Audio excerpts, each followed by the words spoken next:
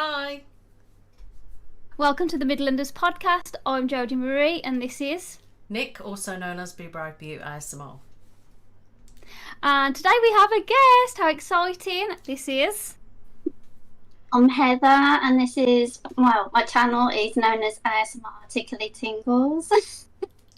Lovely. So today we're going to interview Heather a little bit, talk a bit about why she decided to do an ASMR channel, where she's taken it, what other platforms she does and things like that. So we're going to have a bit of an interview. We also asked you, as always, a question on the community page. We asked you this time what the most embarrassing things you've done as a parent to your children, or the most embarrassing things your parents have ever done to you when you were a child. And because Nic and Heather are parents, we're also going to be talking about the difficulties with children that have mental health issues and a lot of health issues in general. So that's going to be the basis of today's podcast. Exciting. Yeah. Okay, so the questions that we asked this week was the most embarrassing things your parents have ever done, or what you've done as a parent that embarrassed your kids at some point. So here we go. Your responses were pretty funny actually, and I was quite surprised at the amount that I got from you. I believe Nic's got a few as well. Do you want to start, Nic? Oh, go on then. Oh, I like the sound of this one. The most embarrassing thing my mother has ever done is kissing a complete stranger, thinking it was my dad. A stranger happened to be wearing the same jacket my dad has, and my mom assumed it was him and ran up to him and kissed him to surprise him, but he turned round and it wasn't. I love it. Oh my god, that would be mortifying. And you know what though? That's something I'd probably do. Yeah, that is something I probably do as well. I'm really simple-minded at times. I love that one. I really do. So do I, but like imagine if they have got the same coat on that look pretty similar from the back. I think it happens quite a lot. I've heard a lot of stories about it. You'd be mortified though, wouldn't you? Yeah, absolutely. Oh god. And also, you'd also worry about the other person because they'd be thinking, hang on, so you don't even know what I look like. Yeah. You're confusing me with strangers. How often has that happened? And then can you imagine the stranger as well? What would the stranger be doing? Like, what? How awkward that must feel, yeah.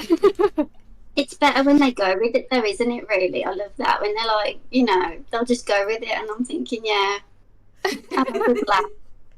Rather than act all embarrassed, you know what I mean? Yeah. So one day, my dad and I were shopping at Walmart. As we go into an aisle, he lets out the loudest fart. There had to have been at least 6 people in that same aisle. So my dad turns to me and shouts, "Damn boy, what did you eat?" It was so unexpected. All I would say is "huh" and chuckle awkwardly as all the other people left the aisle. Oh, that's so annoying when people blame you for a fart. Yeah. Embrace the fart. Just stand there. You know what I mean? Smell it. You got to own it, haven't you? Oh, I'm terrible. I have no shame when I go out. I'm terrible. I'm really bad. I embarrass my eldest, and he's 13, and he hates it. I mean, the other day I was wearing just Crocs, and I was walking to the park, and he says, "Why are you wearing them for?" And I said, "Because I'm hot. I'm comfortable." He's like, "You're so embarrassing." I'm thinking, just the smallest thing embarrasses him. So God forbid if it was something really bad. Do you know what I mean? Oh, I love mine. I love Crocs. Yeah, I love them all too. I can't get enough of them. I've ordered another pair off TikTok. That's what I'm like. Kids don't know what they're talking about, do they? I had a similar situation in high school, right? My friend, we was all quiet in class. My friend farted, it fucking stunk. And she blamed me for it. And you know what lads are like in class? Everybody thought it was me that whole day. And even after. And I'd be like, "It was you though, you little shit." Yeah. That'd be so embarrassing, though. We shouldn't be Right. embarrassed about it, though, should we? Really? Because it is normal, No. but it's just To one be of those blamed things. for one that's not you, though, that's... Yeah, that's a bit. Rude. Oh, it's always happening though, because I suffer. I don't really talk about it, but I suffer with IBS, and Oh, yeah. and I mean, a lot of people they're embarrassed, aren't they, to talk about it? But it's like I'd rather let it out than keep it in, because I said to friends, like my stomach hurts. I've just got a break wind. I've done it in the shops. don't give a shit. I just don't care. There's no shaming. To be honest, No. I've got IBS, and my tummy was a bit iffy before I started filming this, because if you'd seen my video on TikTok when I was talking about the menopause, and I was talking about that I've had too many supplements over the last few days, and it's really done me in. Like, it's horrific. So I had one today, like I backed off, and my stomach started again. I thought, here we go. But it is embarrassing, though. Have you got any more, Nick? Oh dear me. Nothing worse than stomach problems, I'm telling you. Nah, I used to have them as well before I became vegan, but a lot of mine have stopped now. Yeah, I'm really convinced it's some of the foods that I eat. I think I'm like intolerant or something. I must be. And I don't eat a lot. I mean, I just have breakfast, lunch and so on, but I'm not like an excessive eater. I'm thinking it's got to be something like bread or something, or milk. I don't know. It's failing that. It just runs in the family, and I've got a dodgy stomach. This is usually, I don't know. It's usually things that trigger it off, isn't there? I mean, I can't pinpoint mine, to be honest, but I can't either. And I eat healthy as well. It's so frustrating, and it's like your stomach is bloated. And I sound silly and comical saying this, but it's like, I've not eaten much today. My stomach is bloated, and I'm thinking, why? It's I don't know. Maybe it's my age. I don't know. Being a parent, that's what it is. It's constant stress. Because stress can be a factor, can't it? Yeah. It can. I was diagnosed with IBS at 16, so it's been quite a while. It's not what happened there? Probably stress. What happened there? It's stress. Probably.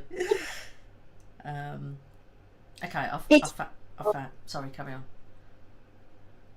No, I was just saying, it's absolutely vile, isn't it? I hate it. It makes me really run down. Like, I feel like I've got, like stomach flu or something. I'm sat there on the toilet sweating, thinking, what is this all about? To be honest, some of the pain is horrific. Like, I'm talking like contraction type pain sometimes. It is vile. It is. And it's like giving birth. And I don't know about you, but afterwards I feel so tired. Yeah, you feel drained. You just want to sit quiet. She's thinking, I'm glad I don't have to put up with this. I used to, but I don't anymore, and I am glad of it. Oh, it's horrendous. I might have to go on a vegan diet or something. I'm not even joking. Try it, Heather. It'll be the best thing you did. I don't think I'd cope, though. Yeah. I don't eat anything. What do you mean you don't eat anything? I don't really eat anything. What, in the day? That would probably change, Nick, though, because... Like I was saying on Twitter the other day, actually, like your taste buds change so much, you just get used to eating different things. I feel like everything's changed for me especially in the last year. I feel like my body's really gotten into what I eat now, and it's become loads easier, and I feel like so much better. So yeah, because I think it's like, I don't know whether it's an unhealthy gut or it's, I don't know. It's just, I think, a combination of everything. And I think with you, Nicola, you'll probably agree, having stress, it's constant with autistic children, isn't it? It's like you can't get your breath. And I think the stress contributes significantly. When I was a teenager, my parents thought they would surprise me by coming to meet me at the school gates to walk me home. But to my horror, they turned up in matching tracksuits.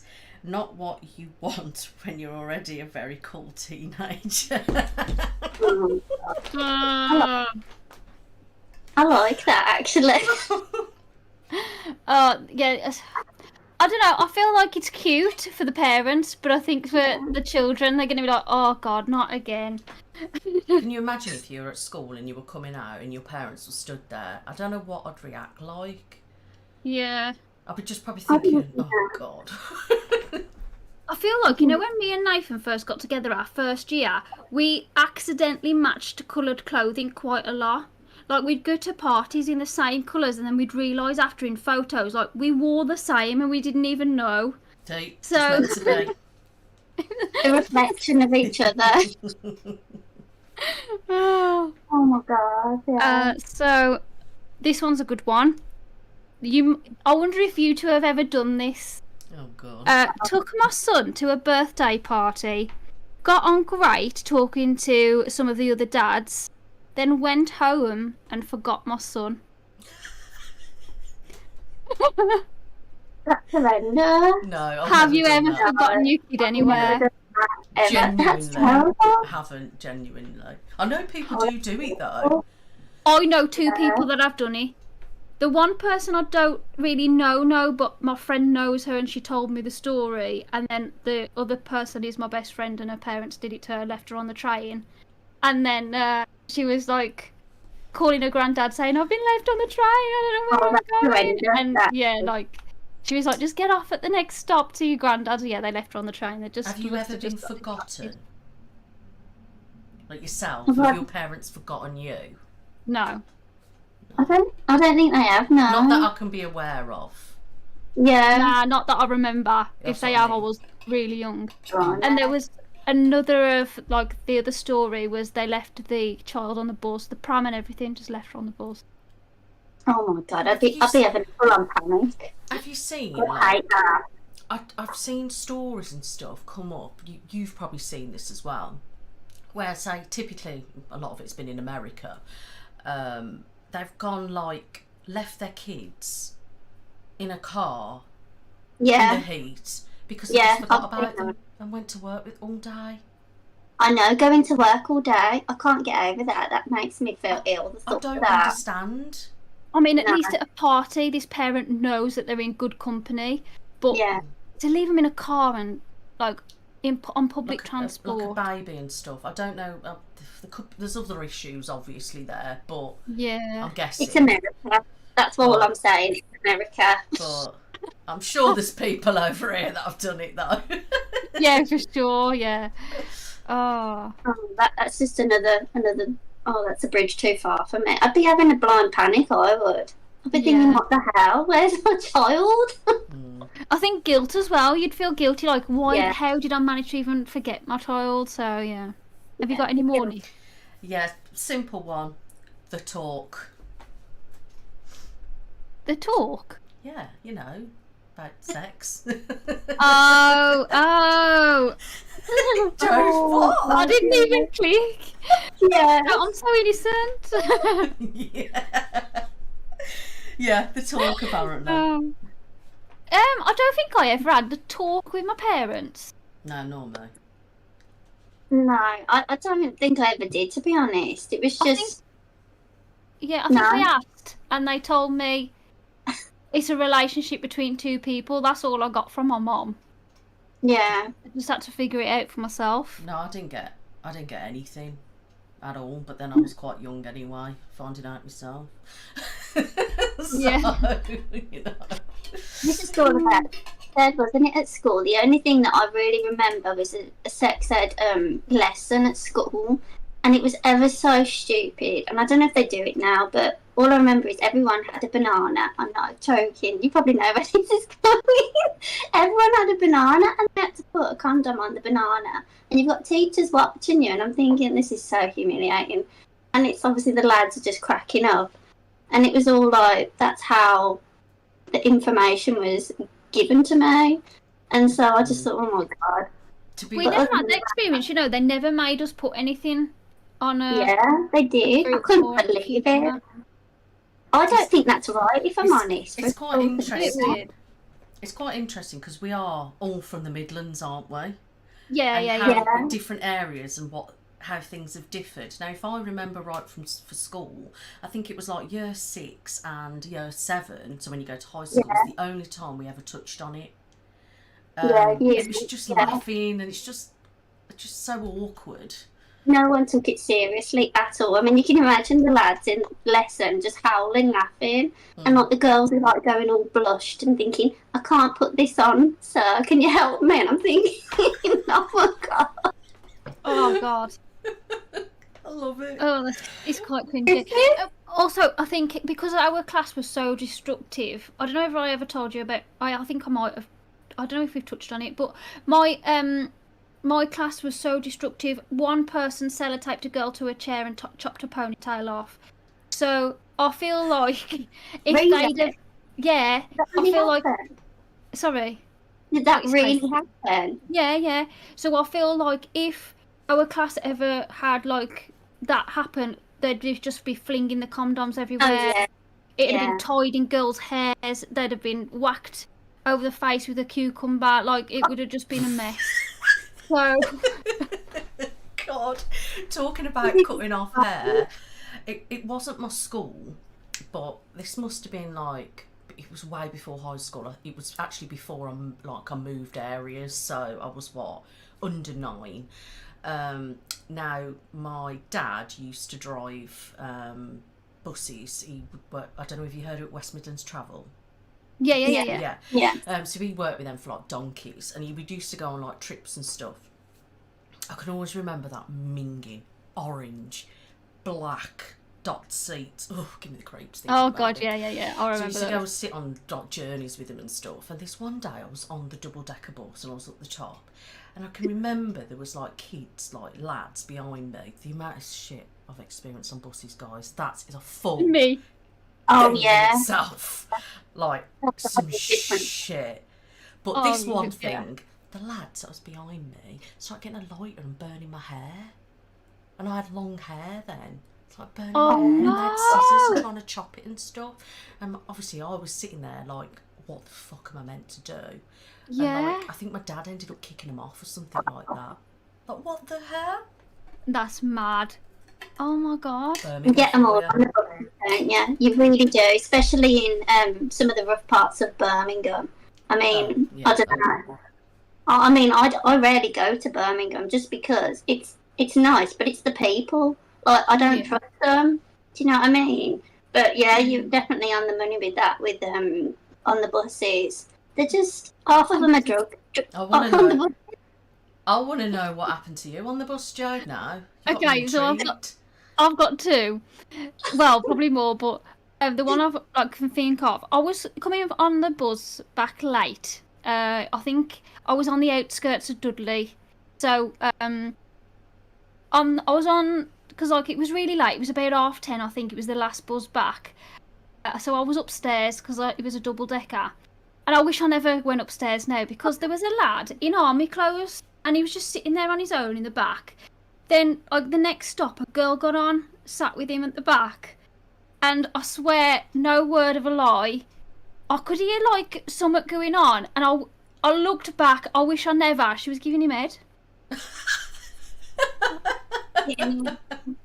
Oh god! I was like, I tell you, it's always on the buses. I then just walked downstairs. I stayed there for a bit because I thought, well, I don't want them to know that I know. So I just stayed there for a bit, and I thought, this is too creepy, so I just went downstairs. I was just like, oh my god. And they've got cameras, so surely they'd have watched that back and been like, oh, that's so weird. I can't imagine the stuff that CCTV witness. Do you know what I mean? They must do. And then there was another time that I sat in piss. And I didn't know, obviously, I sat on there and I was like, wait there, this seat's wet.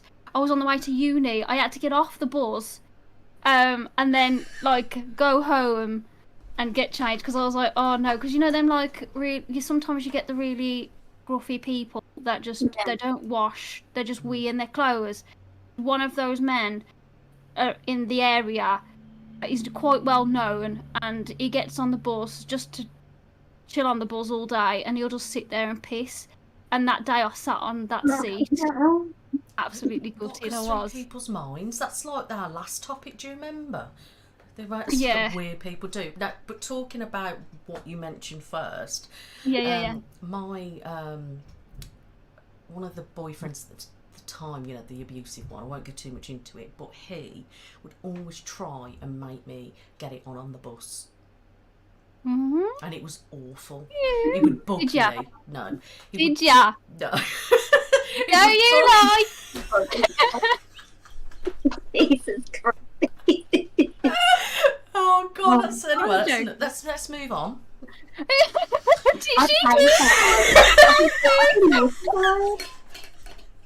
it? Was you on the buzz, Worry? What area was it? No, I'm joking. Anyway, we'll leave that. Let's move on.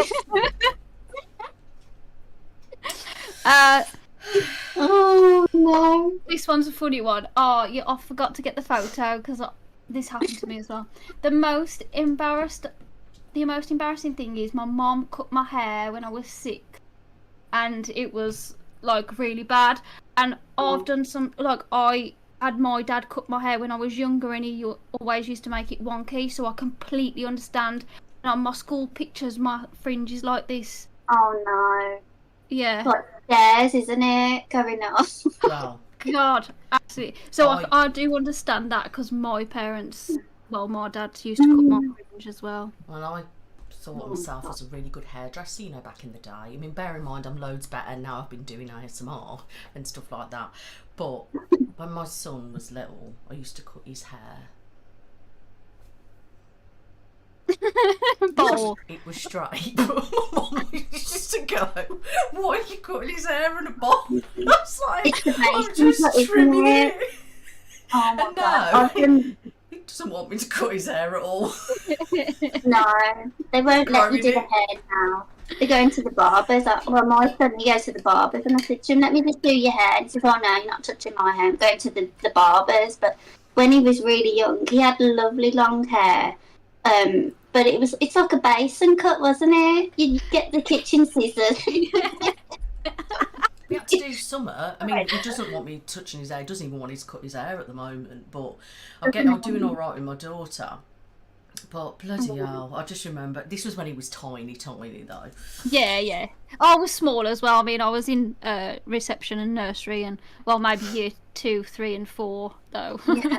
I forgot to take the photo. I even said like yesterday when I was commenting back, I was like, yeah, this happened to me. If I can get the photo tomorrow, I will. But Yeah. I forgot the photo. But you know what you can next do? time. Drag it in.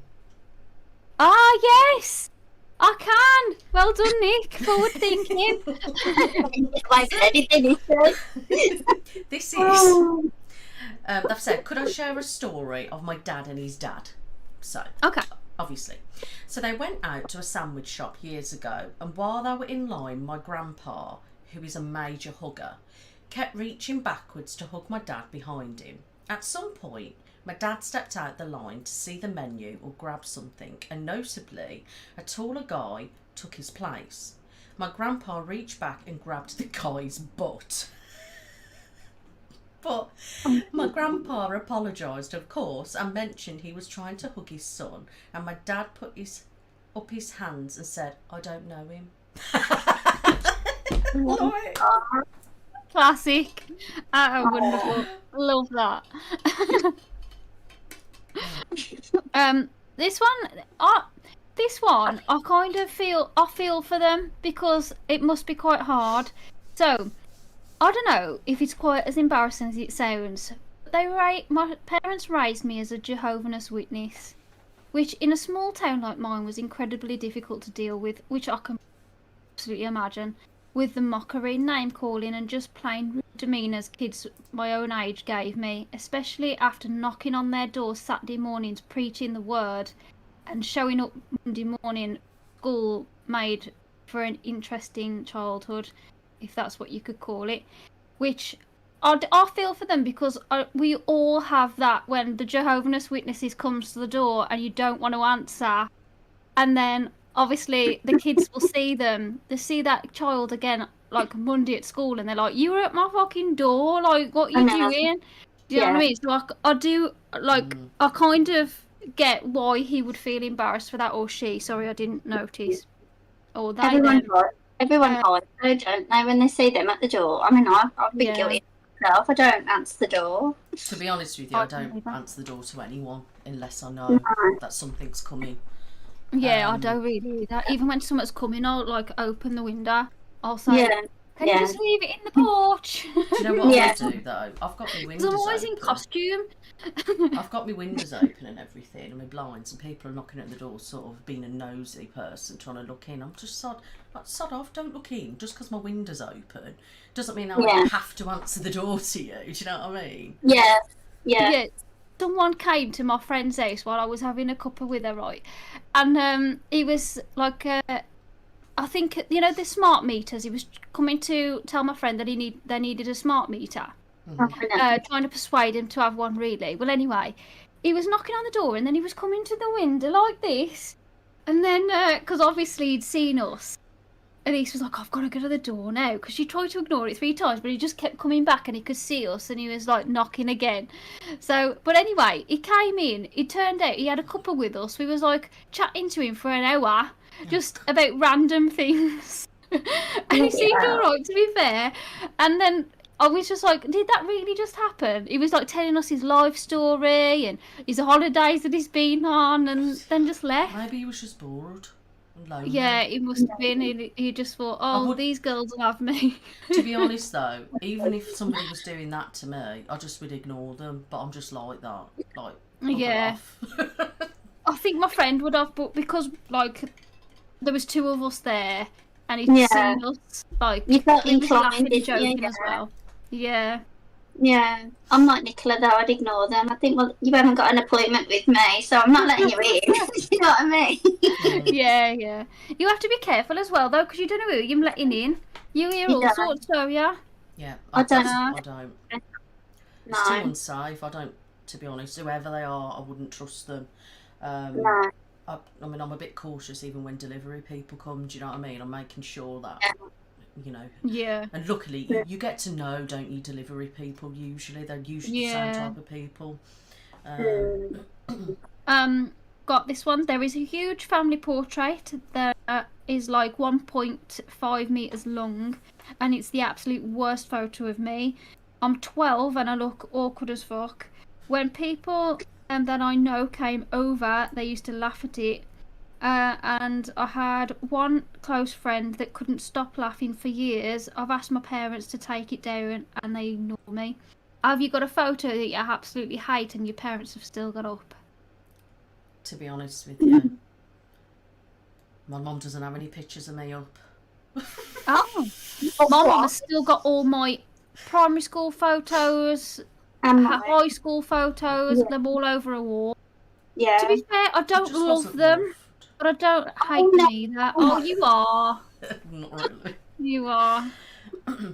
No, realistically though, to be honest, my mum has got a big bag, like, of photos of me. Like, she's got reams of me. Like, you know, took on the print pictures, like your back in the day photos, you know. Yeah.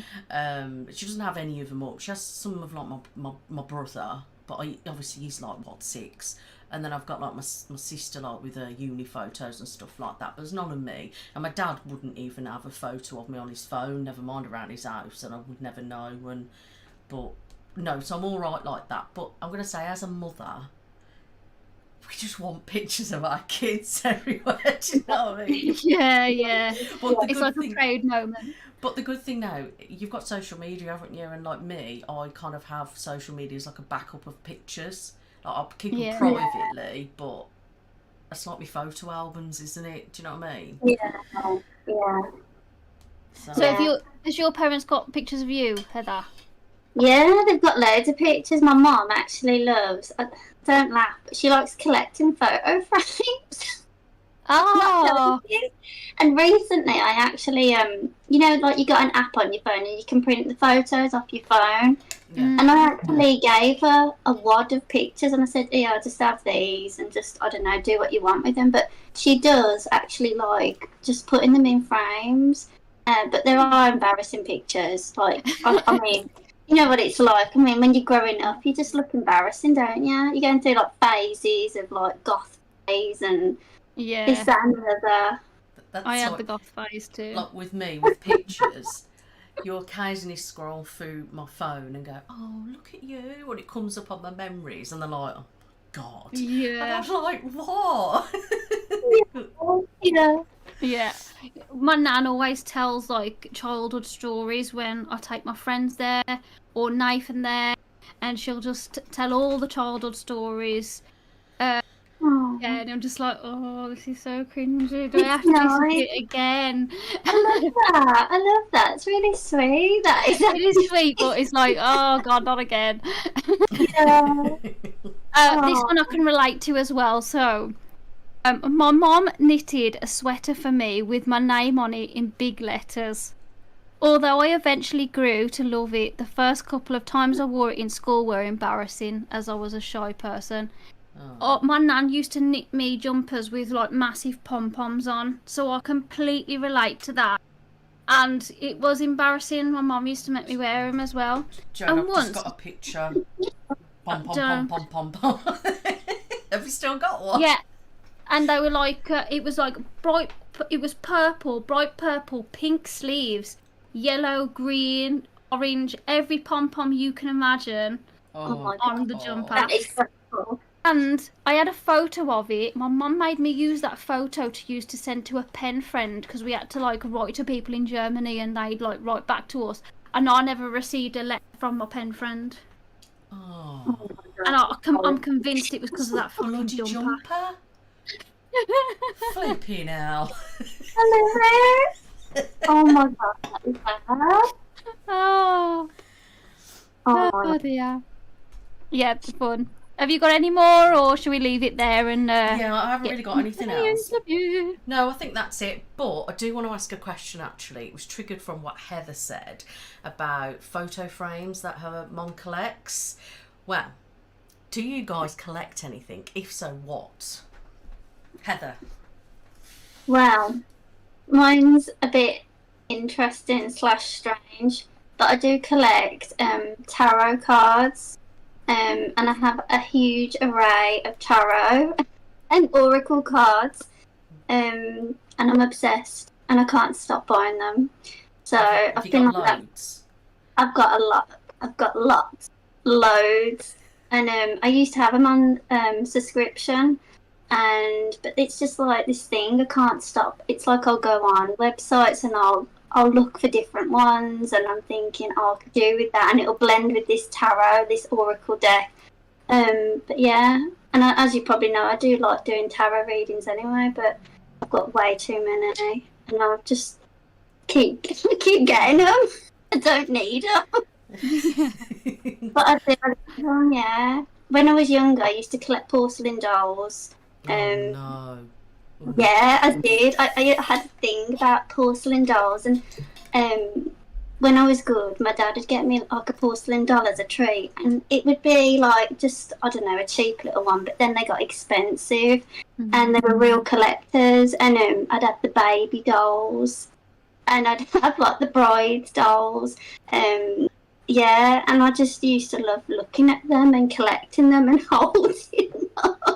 Do you know what? They scare me. And my nan used to buy me some porcelain dolls and stuff because she was into stuff like that. Oh no, but I think I've just watched too many horror films. They are scary. I'm not gonna lie. I mean, I've moved house now, and I left them in the attic, most of them. So whoever lives there now has got like an abundance of dolls. But they're gonna be like, wait, have we literally bought the horror movie? Yeah. But yeah, it was gone, let's go and sell them. Yeah, they'll probably get rid of them at a car boot sale. But my dad, he was like, "Oh, you've done a good day. Done a good like week at school. We're going to buy a doll for you." And I'm thinking, they just got loads of them, and they were like really expensive dolls. But most of them are left behind. I've once collected Alice in Wonderland things. Oh, I love Alice in Wonderland, yeah. But not so much anymore. I don't feel like I collect anything these days. Like like wigs I tend to have a lot of, but that's mainly for work. Wigs is another one with me. Yeah, I do like a wig. But anything when you were younger that you can think of, anything else? Nah, to be honest, like my interest, I know this sounds like wild, but I always just like to save my money. So that was my collection, really. I would just collect the money, like my pocket money. Totally to me, yeah, so I would just like, and maybe beauty stuff back in the day, but not so much now either. That's nice, isn't it? I wouldn't have thought that, Oh, really? Like, collecting, like a little squirrel storing up your money.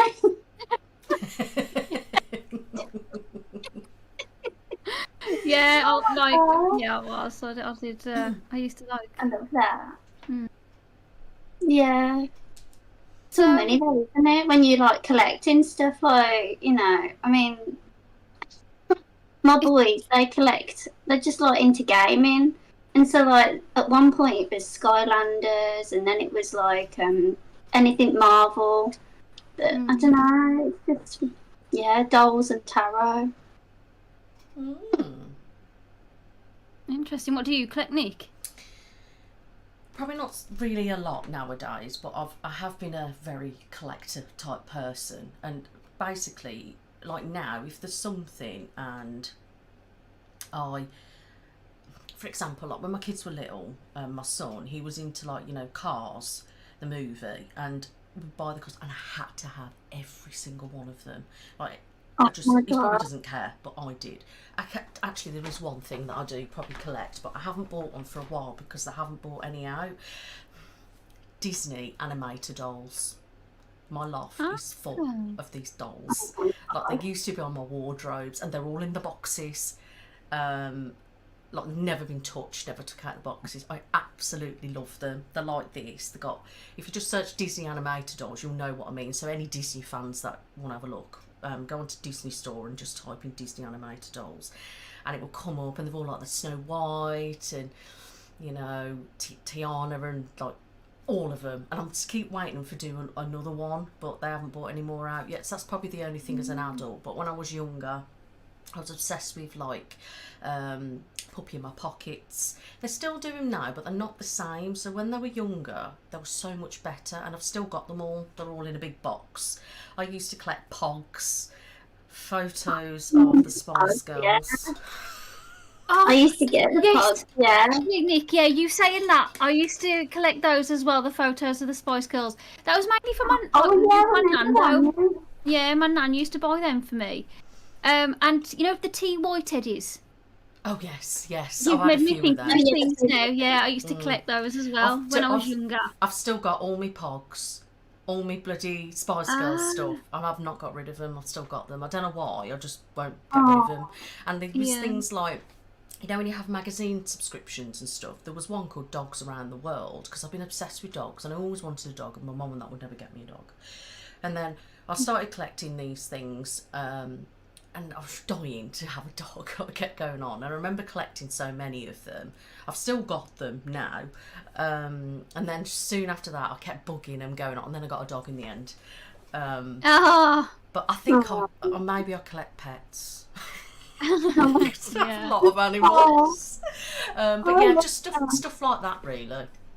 And I don't know if this counts, but I used to collect photographs. So, like, I would buy them little disposable cameras, and I would take like random photos of my friends while we were out and stuff when I was a teenager. Yeah. But I'd buy one of them really every weekend, and then just take photos. So maybe that a little bit is a collection. I'm not sure, but like a collection of memories more so.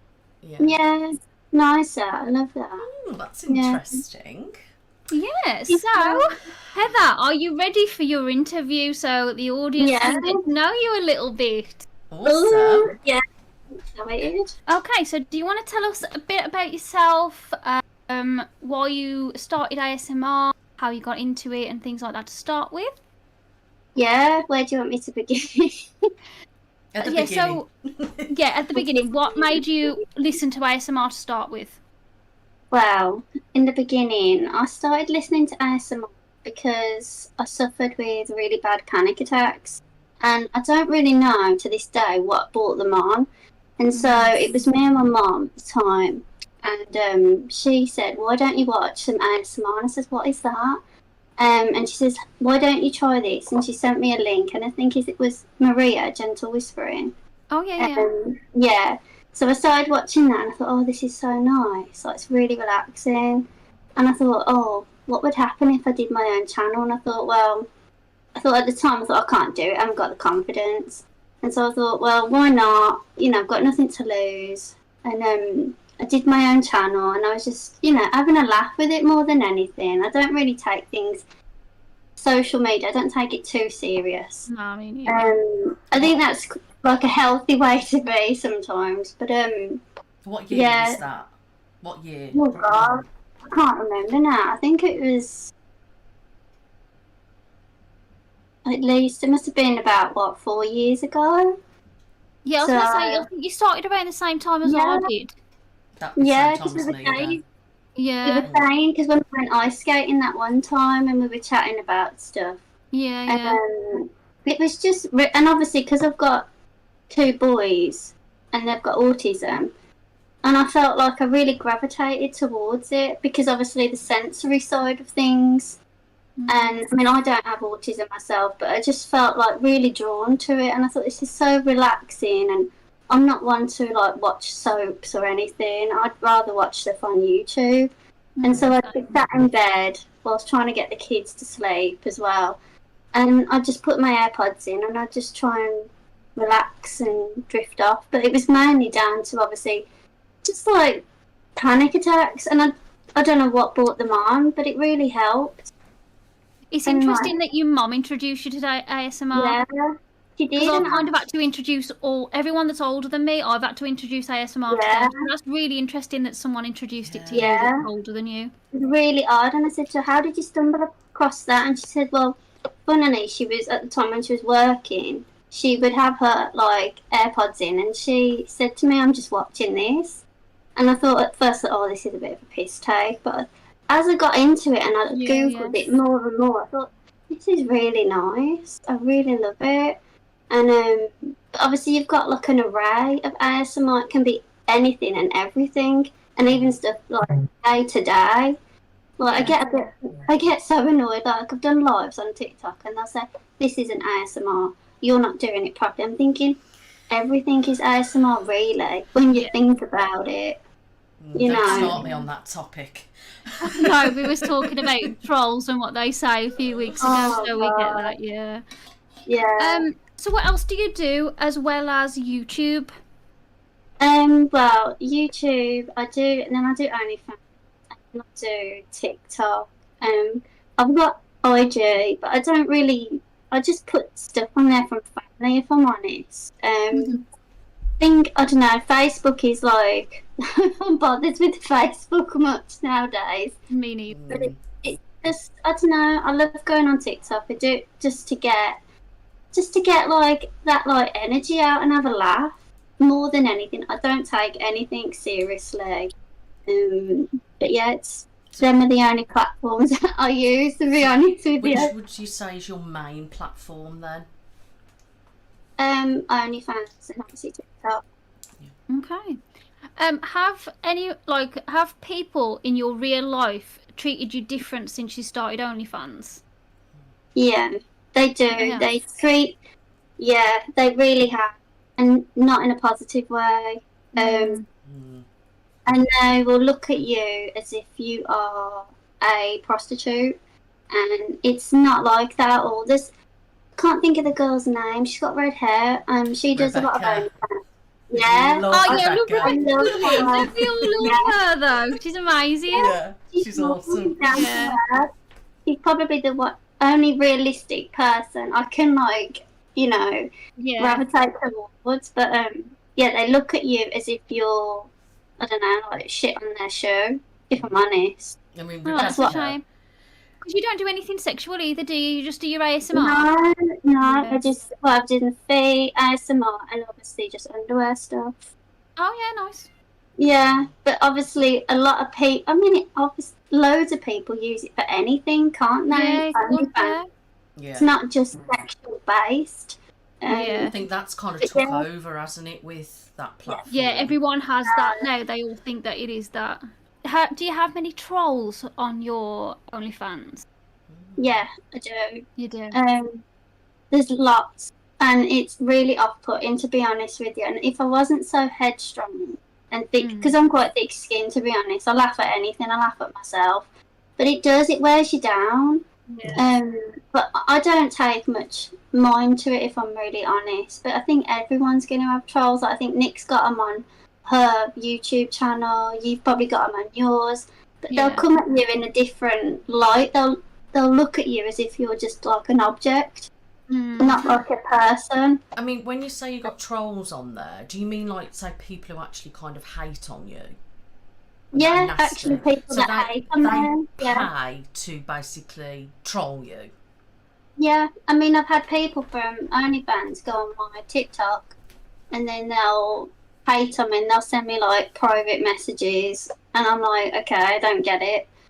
Well, at least you're getting something out of them. Yeah. I don't know, it's just weird, isn't people it? in general, you just can't trust anybody, if I'm really honest. No.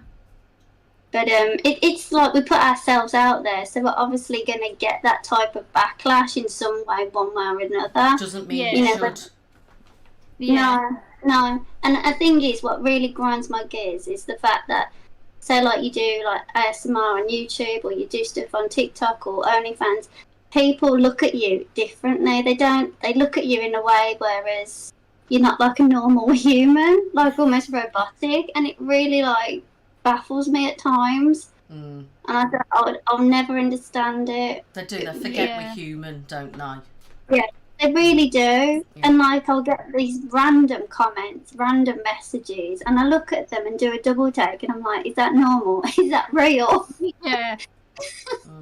You know. Yeah. But yeah, OnlyFans is a weird platform, if I'm really honest, but because you've got such an array of categories. I mean, like, you can have people do like, it's full on prostitution type of thing. I know that sounds harsh when I say that, but it is what it is. Then you've got people who do porn, isn't it, really? Yeah, porn. Yeah. Porn. Then you've got people who do tarot on OnlyFans. People who do the feet.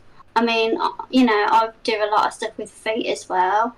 But it really is like such a huge category. But yeah, and I don't know. Some people have really done well. I mean, I look at Rebecca, and I don't know why, I always find her such an inspiration. I mean, if I've said that to her on a post, some people are like, you find that an inspiration? And I'm just sat there and thought, she's done amazing for herself. And I'm going to be honest with you. I signed up to her page like last month or something like that, because I wanted to have a look, and oh my god, her work is outstanding. Do you know what I mean? Like, forget the sexual side of it, you know. I'm on about like, the way it's the production value, and like, I mean, the full length kind of things, you know. I didn't have bloody time to watch any of them, but like some of them like absolutely full brilliant. movies, don't they? Because I've seen like the teases on Twitter, because I follow her everywhere as well, and I'm like, they are like a full movie production, but in porn. It's the effort, it's actually brilliant. It's the effort and the quality. Yeah. She's so humble about it, which I think a lot of people gravitate towards, because she's normal, she's down to earth, and she's helped nothing, hasn't she? Worked to weight, yeah. And I mean, you know, it's just, I look up to her actually. I follow her sister as well. I don't know whether you do, the girl gambler. I don't know. Yeah, she wrote a book as well, because like, obviously she was a gambler and she's come out of that, or like, she's trying to change the way things are sold in shops, because if you're addicted to gambling, like, a scratch card is so easy to come by. You see her right at the till. So she was trying to change how things are sold when it comes to gambling. Like the law of it. Yeah. So she's quite interesting as well. The girl gambler on TikTok. I don't know whether she's posted for a while though, because I ain't seen her for a bit. But I'm not always on TikTok like I used to be. So Yeah. but yeah, she's interesting. She's a Rebecca Goodwin sister. But don't mention, oh, are you Rebecca Goodwin's sister? Because she hates it. Because, like, I suppose Yeah. she gets it that often. She just wants to be Yeah. seen for who she is. You know what I mean? which is understandable. Yeah. But yeah, she's quite good. You might want to have a look at her. Have a look at that. So, a random question: if someone asked you, Heather, to pee for their drugs test, so you'd be clear for them, would you do it? God, what a question is that, blimey?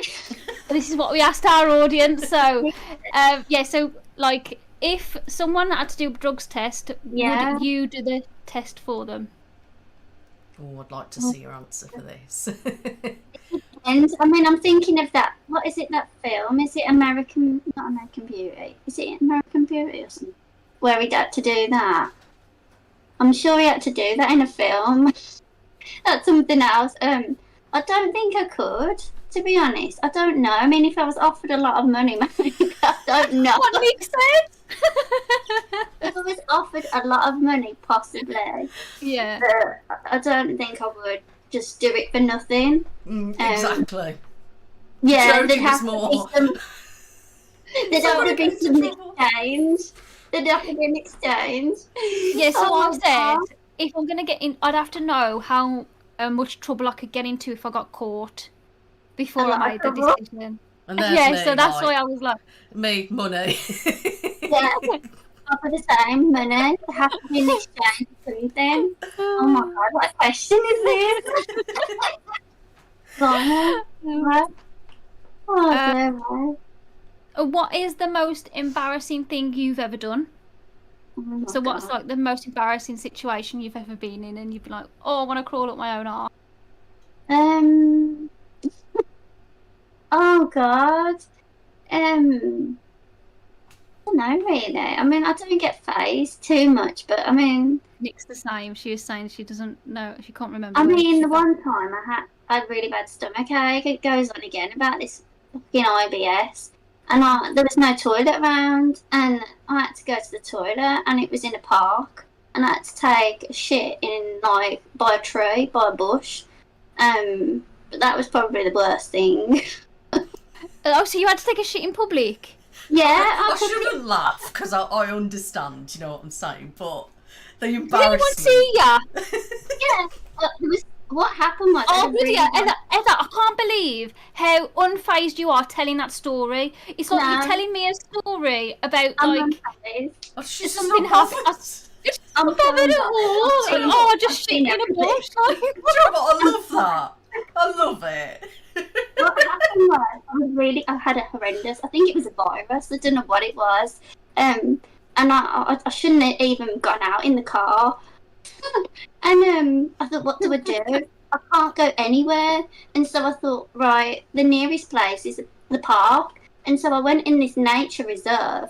And I just thought, oh, I've got to go. And that was it. And I had to take a shit. And that was that. And that was the end of that. I've got a question. This is probably going to be a bit weird, but did you just go, or did you like use the leaves? Well, I was looking I had to look in the glove box, and I know you're gonna cringe, and I don't know what you're gonna think of this, but there was only a sanitary towel in my glove box, and I Yeah, thought, that's well, all right. what do I do? I had to clean myself with a That's sanitary better than towel. a leaf. yeah, Yeah, definitely. yeah. So that was Aw. that, and I thought, well, I don't know. I've had many occurrences. Oh, wow, okay. I think it's because I'm so unfazed. I'm like, next.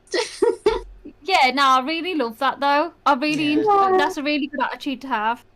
Yeah. Have you got any Psycho X stories? Oh God. There's one person recently that was obsessed with me, and I'm not like a jealous type of person, but I think it all come down to jealousy. But there was this one guy, he was obsessed. He was American, he was 50, and he just wouldn't stop messaging me, and I thought I'll just go along with it, you know, thinking it's like one of these fans off OnlyFans, and I'll just have like a bit of banter. but he really got obsessed. I wouldn't say he was even an ex. I'd say he was just an abnormal individual. So you just had a psycho experience. He messaged me and he was saying, I've sold my house, which I thought was odd. I'm thinking, I don't know you. Then he was saying, I want to marry you, and I'm thinking, this is just deranged. But it happened. From what he said he sold his house, and I'm thinking, but I think he was a serial type of dater guy, and very narcissistic, love bombing, gaslighting, and I mean, you got to be so careful with these people, because you get yourself into so much shit. Yeah. Well, I think I go along with things as a bit of banter and, as a laugh, but some people are just, I don't know, they're like... So serious. Yeah. You have to be careful who you banter with, You've got to watch, be careful. I mean... It's American again, though, I don't trust Americans. But there's another creator, I'm not going to mention a name, but she has been public about this, and she was basically experiencing this. And it was similar to what you've said. Somebody in America. Always America. We had to we did certain digging and stuff, and the police over there got involved in the end. But it was really worrying. But this person, she started off by responding, not as in a jokey way or anything, just more of a just kind of leave me alone or something like that. Me personally, I just would have blocked and not even bothered. And obviously things escalated, and she was having a lot of a hard time on it. And then if she'd post a video, it would start up again, and she'd have pictures of his passport, because she sent him everything, and saying he's going to marry her and all this. It was mad. This was last year. It really come out. So just be careful, guys. Yeah. What you're messaging. Yeah. That's really scary, isn't it? That is. Yeah. So what happened in the end then? Did she get past all that, or? I'm not sure. She last posted about it, I think, last year, and I think the police went round and give them a warning and stuff. To marry her and that, or? I don't know. It was quite in depth. I'll tell you guys later so you can see yourself. I'm not saying it publicly. Yeah. Heather, do you believe in conspiracy theories? Yes, 100% I believe. Oh, you're with Nic then. Yeah. I'm not really fazed by them. But... God, so what one's your favourite? I know. I love anything. I believe in aliens. I know that sounds really cheesy to some people, but I do. I love anything like the X-Files. I love anything just really, unusual. I could just, I'm always on TikTok looking up really random stuff. So with conspiracies, I'm guessing you're quite up to date with all kinds of conspiracies. That's whether you think they're extreme or not. I mean, what about the ones that are saying that it's all about control, that new world order? I believe in that. And that to do with, a lot of it was to do with COVID, the way it was all. I 100% believe it all. We're going to have a field day. I do, and I think, what is that airport called where they've got that New World Order? I can't think of the name of it now. There's some things abroad, isn't there, that's being made, is it Saudi Arabia and stuff, where they're starting to make people live in this, I don't know, there's all sorts of stuff. It is really interesting. I've not heard of that one. They're trying to, everything they're doing, they're trying to say it's to prepare the world and change it. Some people are saying that the government make the weather, and then it made me laugh the other day because I thought it's funny that, and everyone's gone back to school and now the weather's roasting and it's just conveniently. And then you've got the Twin Towers. Yeah, that one again. Brittany. I believe it. I think it was all orchestrated by the government. I do. I'm 100%. Is it I think they know about it, but I don't think it was planned in that way. I think they knew, like I said before, I think they knew about it because there was a spy there. But if they'd have let them know that if they'd let them know the planes were coming, it would have let the country that the spy was in know that they was there, and it would have jeopardised everything. So that's why they couldn't say anything. I mean, personally, people believe in like that chemtrails are like poisoning us, like they're dropping chemicals on us. I don't believe that, if I'm honest with you. Do you, Heather? I do believe what Nic just said about the weather, because I did watch a documentary about it, and it was called, I think, the HARP experiment. That's it, yeah. That's happening, isn't it? Called, yeah. And I actually 100% believe that, and I can't remember now exactly where it's located, but it's in America somewhere.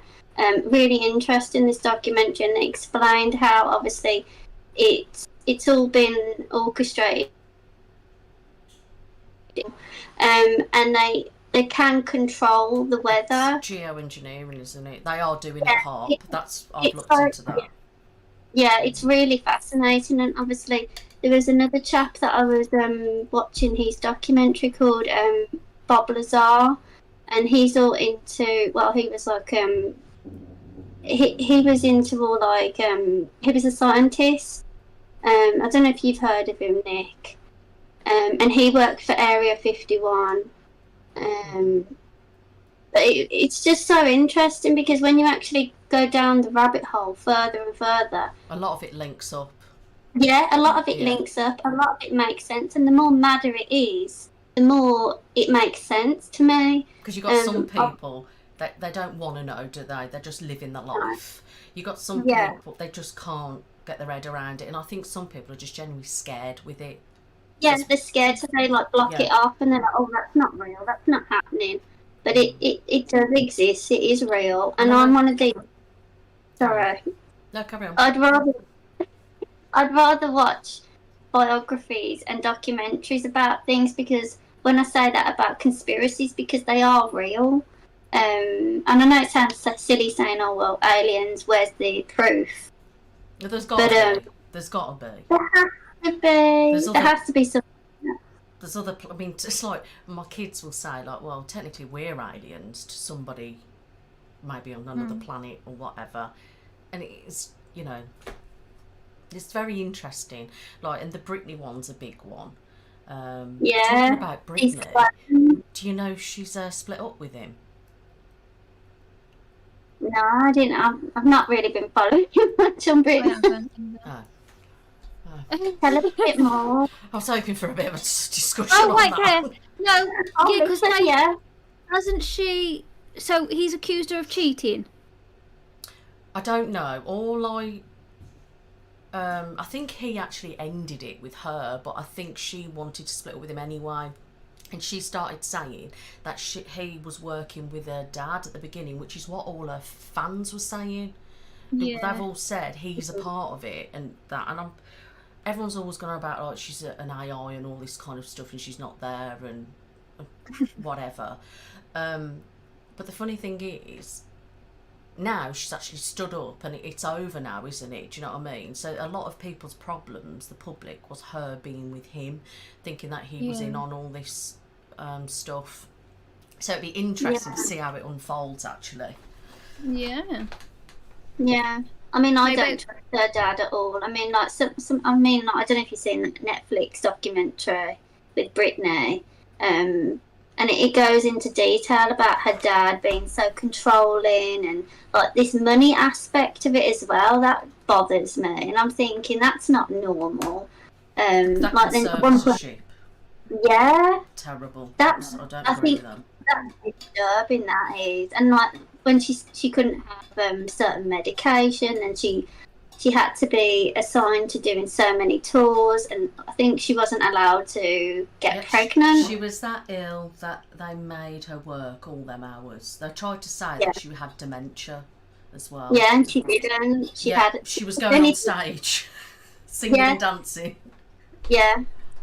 It's scary. If I'm really honest with you, it disturbs me, because when you, like, everyone's saying, Hollywood, I'd love to go there, be famous. You are signing a contract with the devil. It's scary. Like, I wouldn't want to be. I wouldn't want to be her at all, because you literally are signing your soul over. And I sound dramatic, but That is true, though. It's true. it Yeah. is. You have to fit to. I mean, we see it slightly. YouTube. You have to fit to what your audience expects from you. Oh yeah. Yeah, Do you know what I Yeah. mean? So yeah. And obviously they have a lot of pressure to create money for everyone that's working for them as well. So Yeah. they've got to make sure that they are putting in the work, and whether they feel like shit or not, they've got to be there every day, like yeah, yeah, singing on stage like nothing's happening. Do you know what I mean? yeah. It But must be hard. I think Britney was abused, and still is being Yeah, of abused for course. some reason. I mean, I'm not a Britney Spears fan, like, you know, but you can just see, like, the way it's all portrayed and put together, and you think this is not normal. Like, I'd rather have no money and be happy and healthy than have that. Yeah. I And personally would. luckily, people are brave enough to speak about it much more now. Like, there is more documentaries and more people are talking about it, like the childhood stars as well. They're Yeah. talking about Yeah. how hard it was being a childhood star growing up. A lot of them was just, like, taking drugs and stuff to keep them awake and drinking a lot just to get rid of the depression. So Yeah. It's like that, they are being much more open. Nick, you might know, is it Corey Feldman? Is it Corey Feldman? The guy, I've forgotten what films he's in now. But he was, like, subjected to all that, like, the grooming side and, you know, like, all, you know, with money as well, like, you can't touch it type of thing. Is that a bit like Elvis, isn't it? Yeah. I watched the movie and, like, it's totally bizarre. It's scary. It bothers me, actually, because you know it is happening. You know it's not made up crap. Yeah. You know. I don't know. But I'd rather be a nobody. Yeah, same. Okay, so question time's over. You can relax.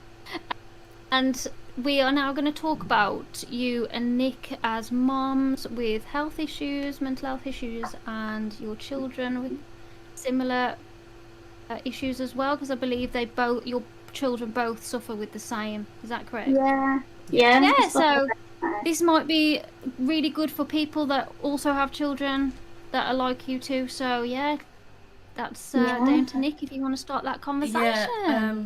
So what I'll start with is actually, I think it would just be easy for me to start with actually my diagnosis. So I've had a lot of issues mentally, and some health issues as well. So the main thing you probably are, I'm very aware and not open. I've got a lot of complex mental health issues. I've been in and out of psychiatrists and God knows what. So my diagnosis as it stands is borderline personality disorder, complex PTSD, major depressive disorder, and I am autistic myself. That was diagnosed about 2016 or something like that, but it explains a lot from what I was like when I was a kid. Without going too much into that. So my mental health has been the main impact of my life, and obviously having autism and not knowing, and I'm dyslexic, which I didn't find out until I was at college. That's when I got, like, tested and stuff. I remember my mum and that always were insisting there was something wrong with me, you know, and nobody would do anything. Like, oh, I'm a naughty child, like kicking off in school and like punching and panicking. And just the anxiety. I hated school.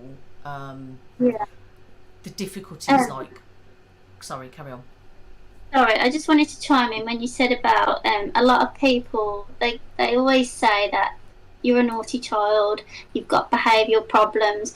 And the thing is, like you say, you were diagnosed at a later age, and it's like with my son, because he's got autism, both of the boys do, and my eldest has type 1 diabetes, but they label you as naughty and rebellious, and you're not focusing, you're not doing as you're told.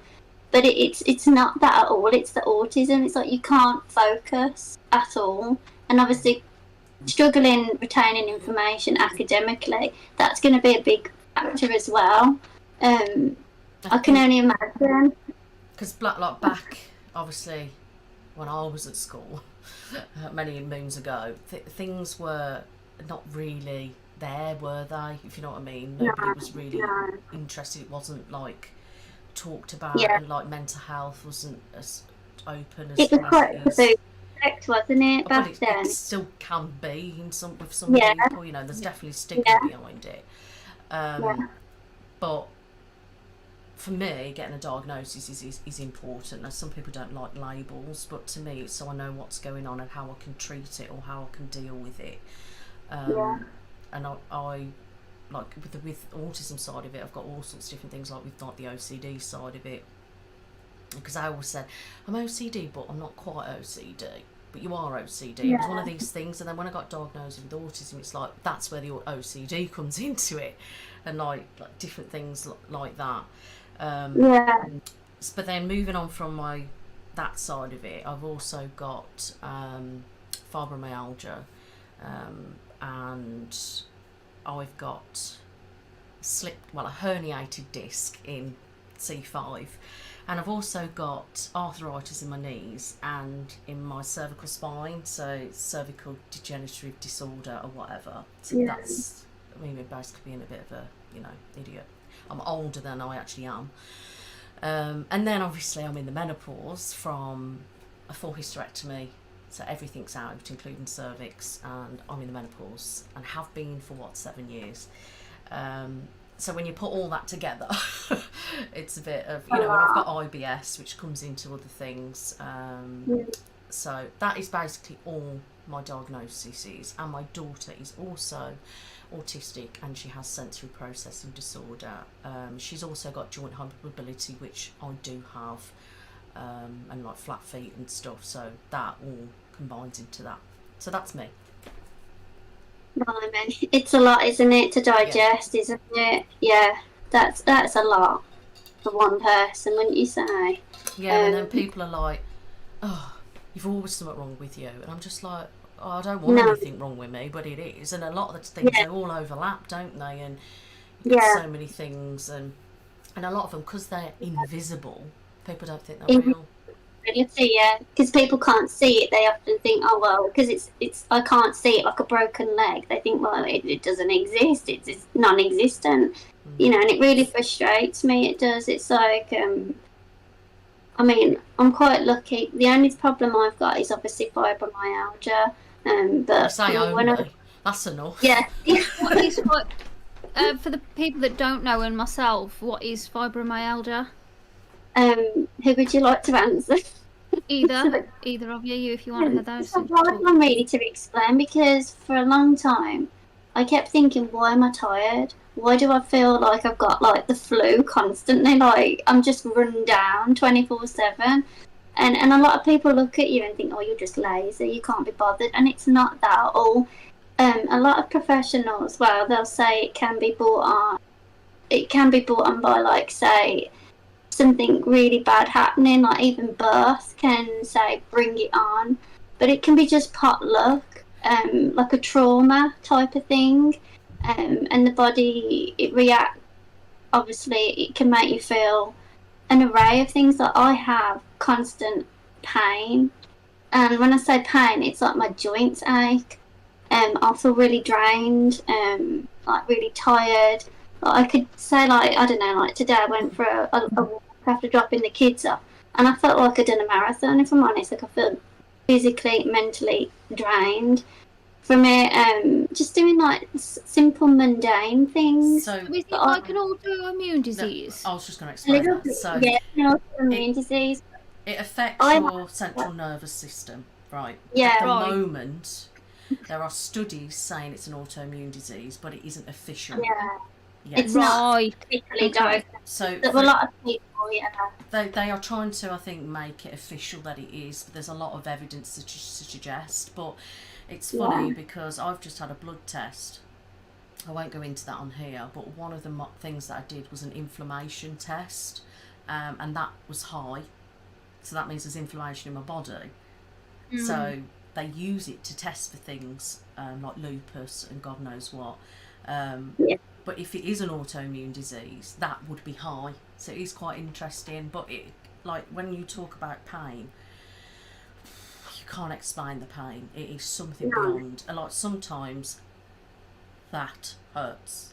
It's like when my husband, like, he can like touch my back sometimes like that, and it hurts so much. And like, because obviously I know I've got my problems with my disc and my spine, but I've got the fibro as well, and it tends to affect my neck and my shoulders the most, and my spine. And the pain is like so crippling. And I don't know about you, I describe it as, you know, like a kebab, rotisserie thing, a hot steaming knife slicing down that feels like my spine pretty much all the time. And then you get sore legs, sore that, and you get tired, and then sometimes you do have flu symptoms, like you're shivering but you haven't got a fever, you're tired, headaches, IBS. IBS. I'm pretty sure that's still linked to it, because like I have a healthy lifestyle, like I don't drink, I don't smoke. And I often think, what the hell is this about? And I'm thinking it has to be connected to fibromyalgia, surely. But it's like the pain in my legs is constant, and I'm thinking, what is that about? And I've been to professionals, and they'll diagnose it. Oh, it's fibromyalgia. But a lot of people, like you were saying, they look at it and see it as it's almost like made up in your head type of thing, and it's not. Trust me. It's not. Whether it's made up in my bloody head or not, it flipping hurts.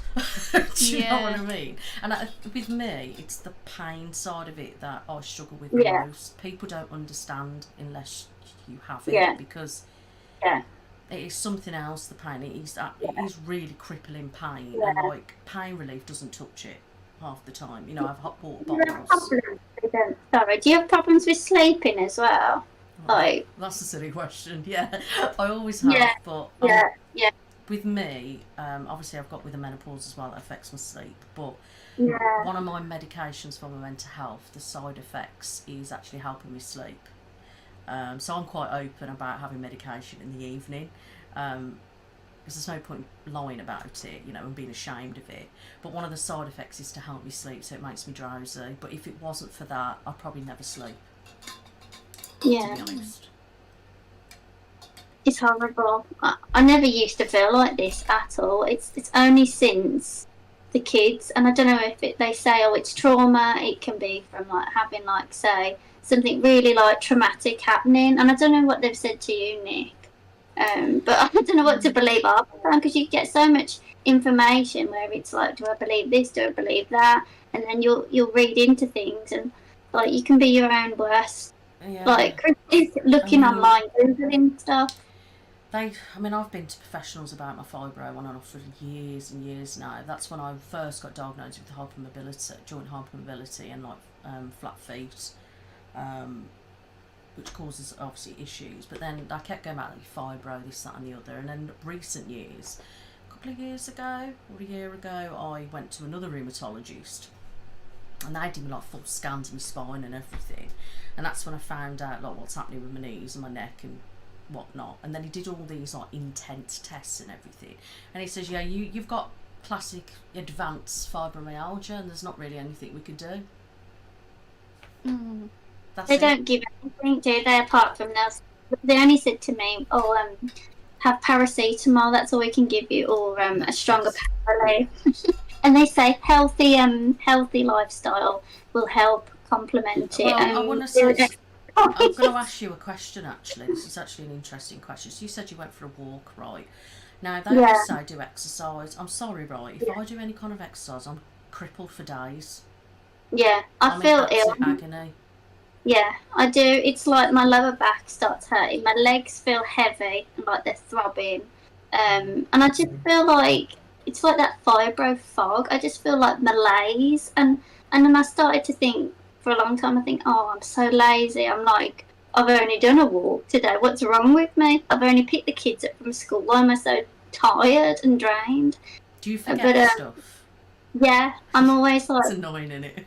Yeah, like I'll go upstairs and I'm thinking, why have I come up here for? And like, do you struggle to get your words out sometimes? Like, you're talking, you're like, shit, and your mind's just gone like, what the hell is he talking about?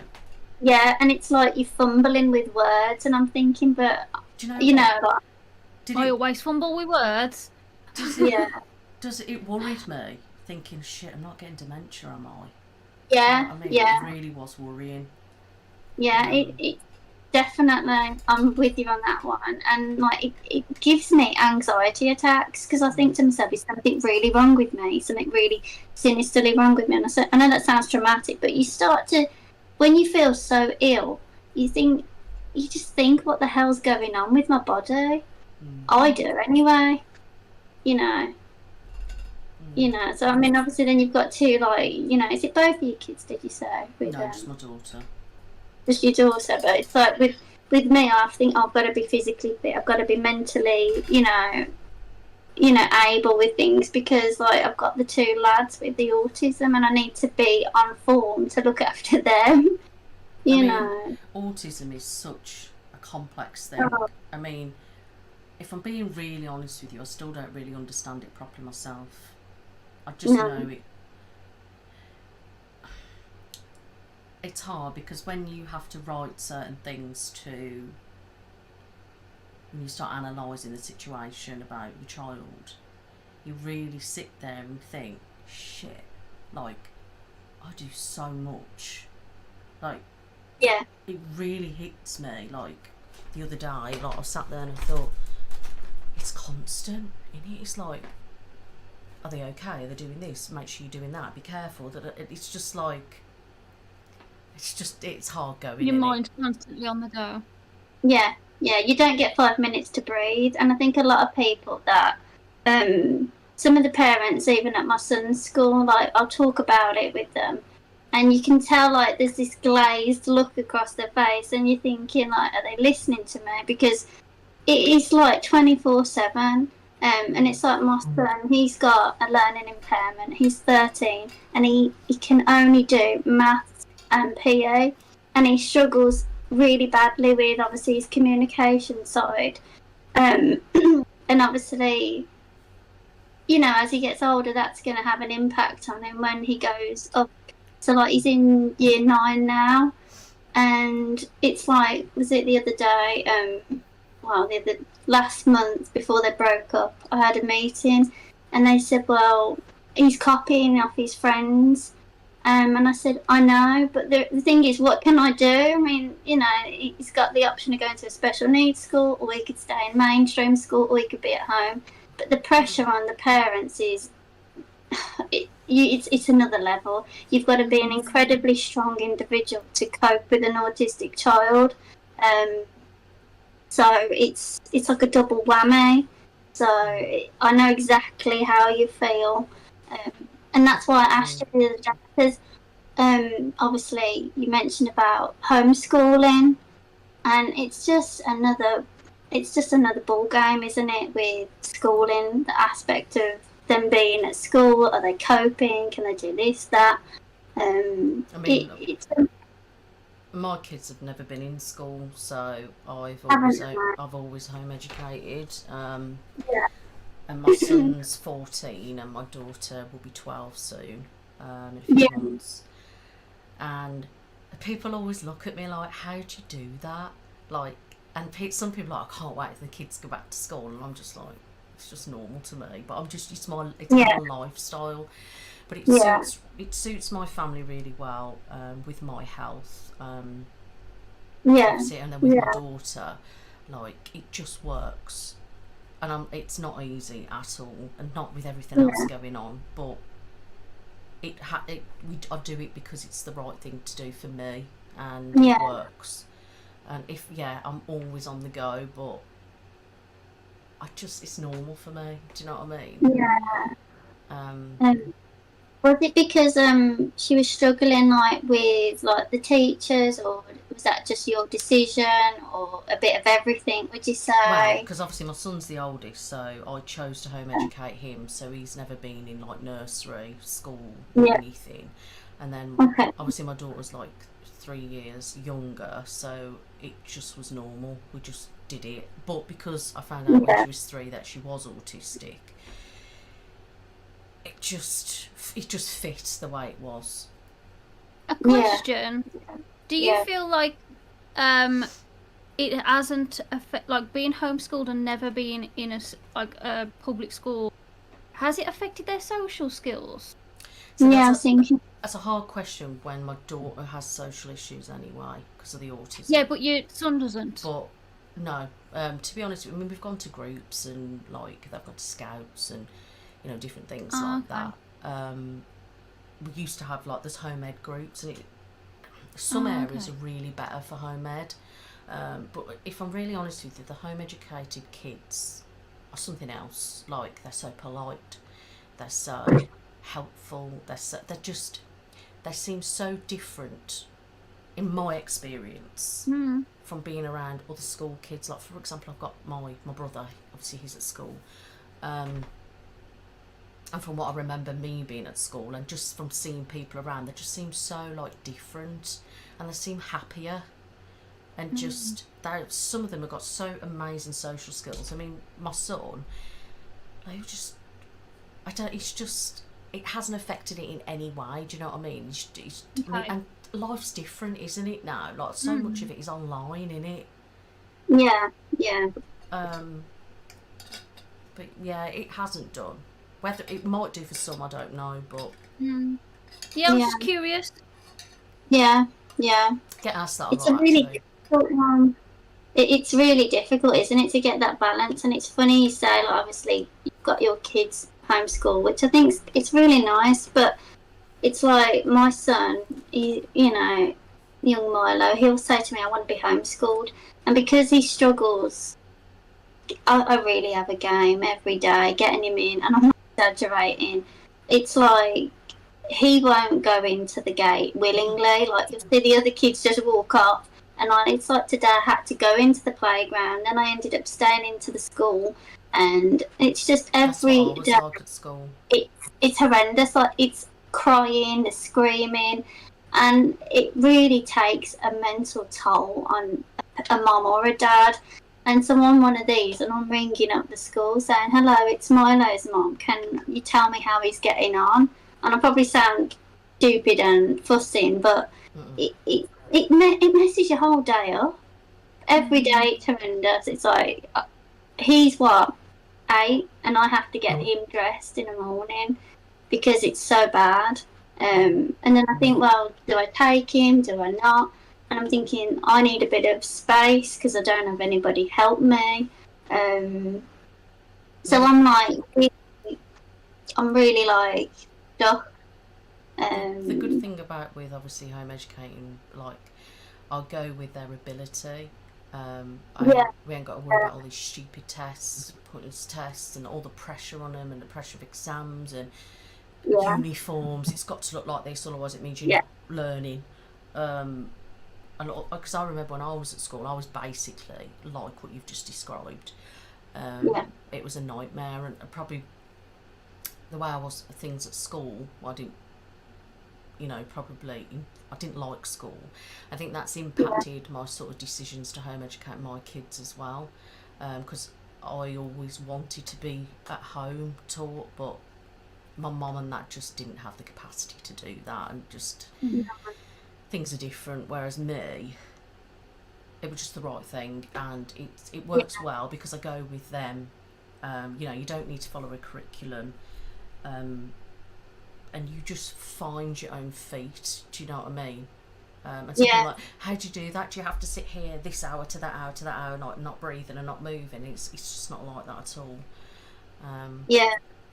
It's funny how you mentioned about with the uniform aspect of it. I mean, like today was the first day back for all the lads going in, and I got a phone call from like the SEND department, and she said to me, how is he? And the first thing I said was, he is at school, isn't he? Like the way she phrased that, and I'm thinking, he's gone. She says, just letting you know, we need him to wear school shoes. And I said, well, we've bought new school shoes, but he won't wear them. I said, because it's a sensory thing. I said, you're lucky he's even gone in. You're lucky he's participating. And that he's got actually shoes on. Yeah, that he's actually got shoes on. And it really, really angers me because I'm thinking he's there to try to have a go. He's trying to learn. And you're ringing me up about something so frivolous, like you're wasting my time. Why do they care so much? Oh, and you hear things like, I see like people commenting when they go, that is distracting the teacher. Like, well, I'm sorry, but if it's distracting your teacher, you might want to sack them. Yeah. Do you know what I mean? Yeah. But that's all they put. Oh, the skirt's too short, you're distracting the teacher, or you're doing this, it's distracting this, that, and the other. And I'm just sitting there thinking, stop making it. I mean, do you remember when you were at school and it was all these silly things like don't have your tie like that, pull your skirt down, or don't wear this, or you can't do that. You couldn't have two hair colours. It had to be all one. Yeah. No trainers. No dyeing. Earrings, one only. Yeah, earrings as well. Trying to have your hair tied up as well if you can. Well, I swear there was a rule that you couldn't have cane rows. Who? Which I think is absolutely crazy. What's that? Like cane rows when you have like the braids. I know, the braids from there. Okay. Like, Yeah. why does that affect your learning? I know. It doesn't affect your learning. It's them putting interventions in that are completely time wasting, and it's ridiculous. You couldn't have your hair any shorter than a grade 1 either. Well, you'd had to have a grade 2. It couldn't be grade 1. I think So that's they're still Really it. silly things. still that now. That There's they've a agreed. girl. There's a girl on TikTok that I've come across. She's a lot younger than I am. I'm guessing she's not 5 years out of school or something. I don't know. But she talks about the things that she had to deal with at school, like the stupid rules they made. And she does all these videos and lists them off. I've had to do this and this. And it's just funny laughing at thinking they've got more pathetic as time's gone on. And like a lot of people say, especially like a lot of the home ed people, it's like school's like a prison, isn't it really? It is. It's a glorified prison in a weird way, because I mean, today when I left Milo, my youngest, he was crying, and I mean, obviously he's been in that school for a while now, but it's just the guilt. I'm just wrapped with guilt, riddled with it constantly, and I'm thinking, is he okay? And sometimes I often question the teachers, and I know they're professionals. They say they're professionals, but I'm thinking, like, you only want him there for the Ofsted. You only want him there on time. Yeah. So it looks good as a reflection for the school, and they all prepare for that, by the way. Yeah. I know that because my mum's worked in nurseries. They prepare because they know when that day are coming, so they make it all for it. And like SATs is just for the schools to see how well they're doing. It's just, I think there's way too much pressure on them, and especially when you've got kids with additional needs. Like, there's just too much on them. And then, like, my daughter, if she would have to go to school, she would need to be in a special school. She wouldn't be able to go in a normal school at all.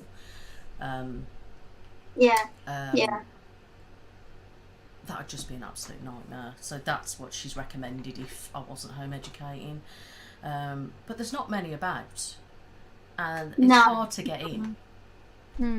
Oh, that leads me on to another conversation. Only recently, not many people know this, but my eldest, when he was finished junior schools, he went into a special needs school, and I actually signed him up for it, and I thought, this is great. They're like gold dust to obtain. And so obviously he's got a statement of educational needs, which was hard to get. So we did all that, ticked the boxes. He spent a year there because, one, he missed his mates, and second, they weren't following certain guidelines. I mean, being me, because I used to work in a school anyway, I know how things run. But anyway, long story short, got him out of there, and they said to me, you'll never get him into a secondary school because of all the red tape. And I said, well, you have to, by law, give him a position at a secondary school, whether he's very academically unable, you have to. Otherwise, I could take this further. So anyway, I got him in. But, at the same time, he should really be in a special needs school, because that's where he can, that's the best place for him because of him being struggling so much. But it's hard like, to come by, aren't they? they're so hard to come by. But at the same time, it's like, as a mom, I'm thinking, well, you really should be there, but we've had to move you here. I mean, in between, I had to homeschool him. Which was, I mean, like, obviously it's a new thing for me, because obviously they've always gone to school from an early age. But the stress on parents, I mean, the teachers don't care. They're there for one thing. You get the rare ones that'll be there for actually helping, but the majority are there for the money and for the time off. And I'm just being honest about it. I don't trust people in schools. I just think I think they're extremely secretive and deceptive.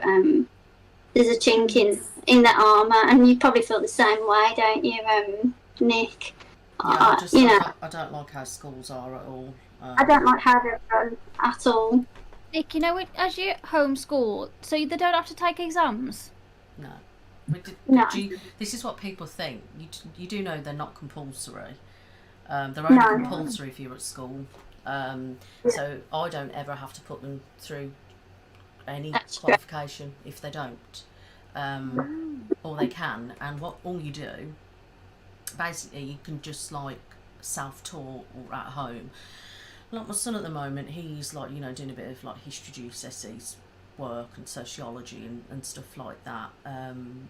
But obviously I've let him sort of lead with that. I always ask if they would like to go to school and stuff like that, just to make sure we're on the same page. If you wanted to do exams, I could ring up and get him in now, literally. Because I spoke to somebody in a local place nearish me, and they just said basically just book him on the exam, pay you 250 quid, get him to the centre, do his exam, and that's it. That's it. And then you'll have your qualification. But the thing of what I like now is Open University. Now, I did a course with them back in 2012. I never stuck to it, surprise, surprise. But basically back then there was sort of, you needed some kind of thing to get on, but you didn't need UCAS points or anything like that. Now, there's the big thing about it on there. You don't need any formal qualifications at all to do anything. So whereas before with law you needed something, now you can just go and do law anymore. So there's so many options. I just wondered there, you'd get around that when you're educated with your CV, because it's like application forms for jobs, because as they always ask what grades you've got, what do you even answer if you're homeschooled and not taking any exams? But nothing. Do you just put education homeschooled and that's it? Yeah, so when they ask what school you went to, you just put home education, and then a lot of it is obviously discretionary between each employer, and they shouldn't dismiss them. But it's do you think they do? They probably, I do think so. There'd be some, like, me personally, obviously, my son's clever enough to carry on, do an exam, so I would be putting him forward for that. And the good thing is you don't need to do coursework, so all I'd do is put him on an exam, and go from there, and then he would just get his qualification then. With my daughter, that's going to be slightly different. She's very artistic, but I can pay for her to go on a course for that. It's not cheap though, and that's all done over, like, somebody sits on, like, here and, like, monitoring. So even when they do an exam, they do it at home, and there's a teacher watching, an exam person, and stuff like that. So there is things out there, you just got to know where to look. Yeah. And I follow a lot of people. There's a woman actually on TikTok that I'd highly recommend for anybody if they're interested in home education or just want to be nosy. She's called Hannah Home Educates, and she's on TikTok, and she's amazing, like, and she has her own books and stuff that she makes now, so I've got a lot of them for the kids, especially for my daughter, and she's been working through different ones of them. So they don't need to do exams. When they're 14, they used to be able to go to college. It was a new thing, and they could sit any GCSEs at college. Most places don't do that now. I mean, when I was at school, I remember kids left to do GCSEs at college due to bullying and stuff, and then when I was like 19 and that, you could still do them, but they don't do them now. But there's certain courses near me, I won't say too much, you might know where it is then. They do certain courses for 14-year-olds, and it's all hands-on kind of stuff, and they don't need qualifications to do that, and it works you round, so you're learning life skills and learning in that certain area. So for example, like animals and stuff, or like creative stuff like social media stuff and things like that. So there's different things, and they can't like discriminate and stuff, but it means that if he goes, say, to Open University, you could do like degree and whatnot without having any GCSEs or A levels. Then he'd go for a job and then he'd have a degree. Yeah, it's mad, isn't it? Yeah, I mean, it was interesting with you saying that, because with my son, he's only been at obviously the secondary school he's at now since January, and so we're in September now, so it's still quite early days, and I've had many like conference meetings with the school and liaise with them, and they've said, well, just so you know, he won't leave the school with any qualifications apart from obviously, say, woodwork or PE. And I'm thinking, like, if anything, you need to be like uplifted. It's like what Nic said. Just you write can them live. off. Yes, you can obviously, you know, do what you've just mentioned, get a degree, with obviously stuff online. But it really dampens your spirit. And I'm thinking, like, you know, they're letting that kid down. They're letting that kid down for the school start. Yeah. 100%.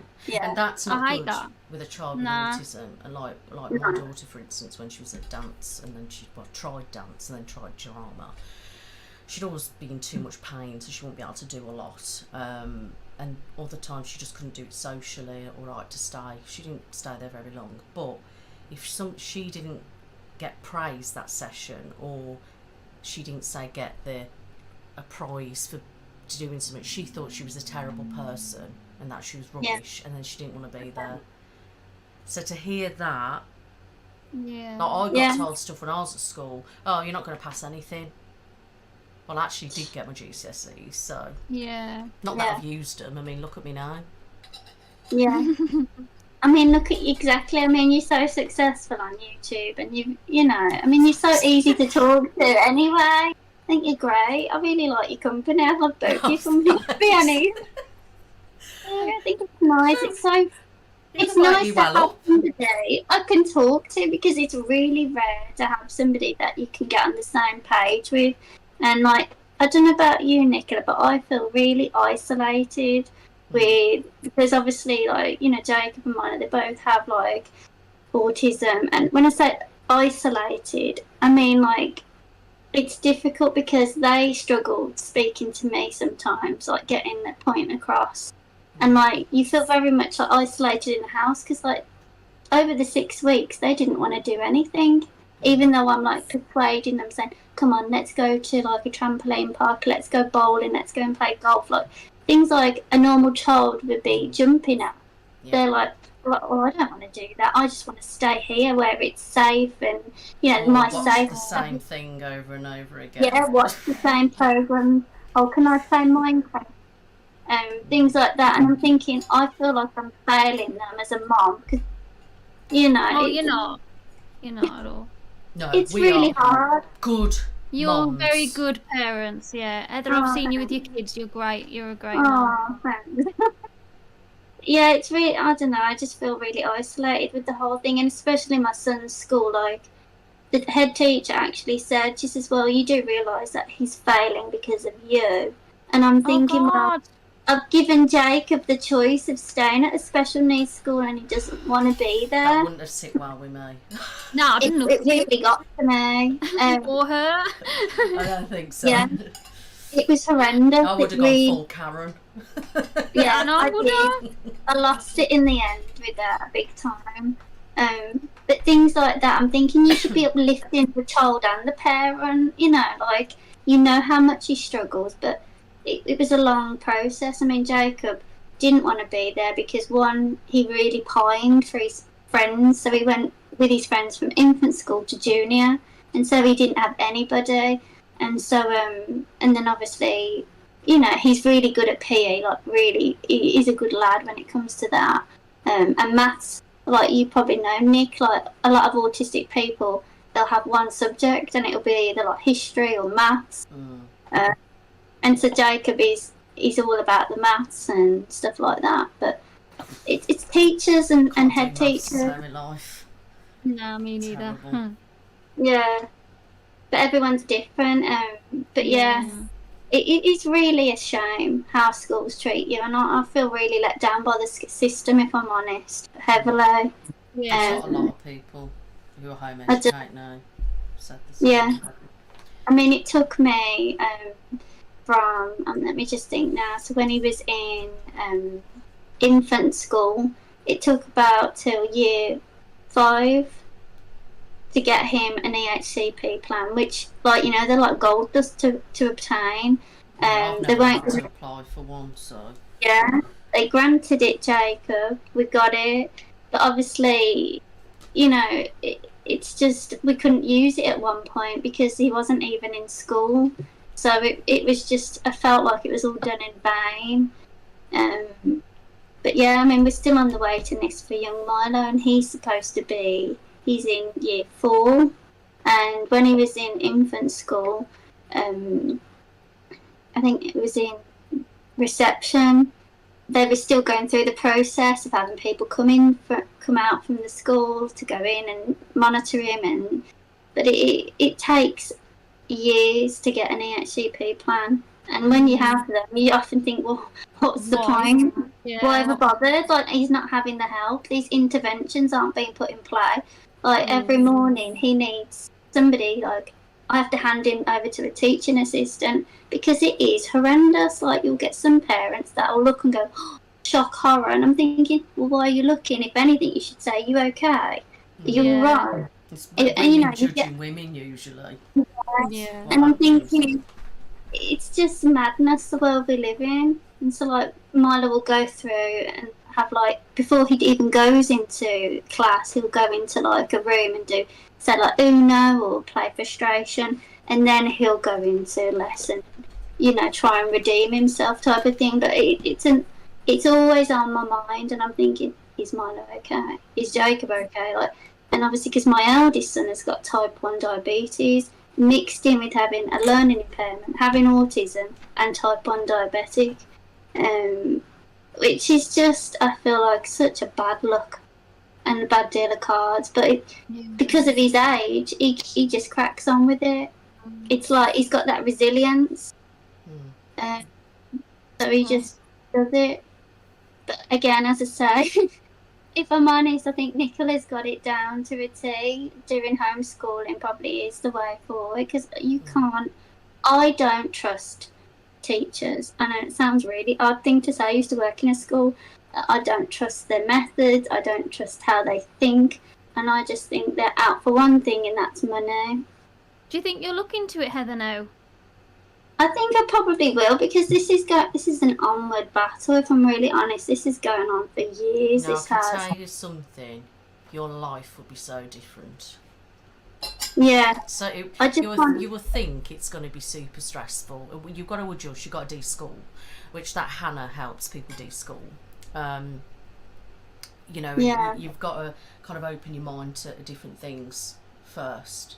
But personally, I'd suggest you have a look at her. Then you can also chat to me about stuff. And then you've got to make the decision for you. Yeah, because I mean, like, it's just, as I say, I mean, like, tonight he'll be going to bed and he'll say, well, I'm not going to school tomorrow.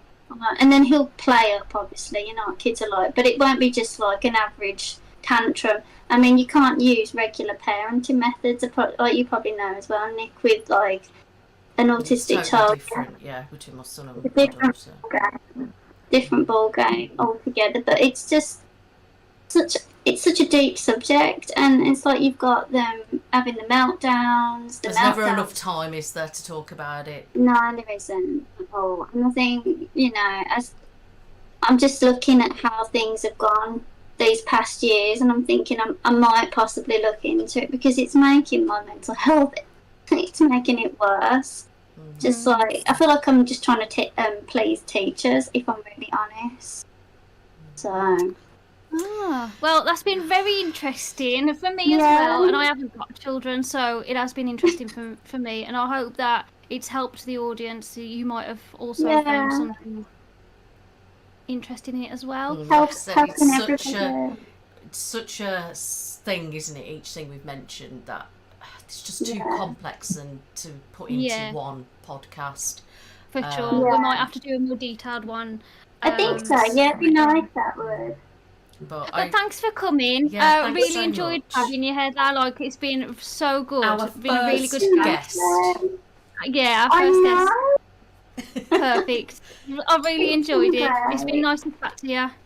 It's been lovely. Thanks so much for having me on, both. Very welcome. We will share her information in the description box as well. So if you want to go and check Heather out on social media, etc., you'll be able to follow her there. So. Thank you. Take care. Thank you. Bye-bye. Bye. Bye, guys.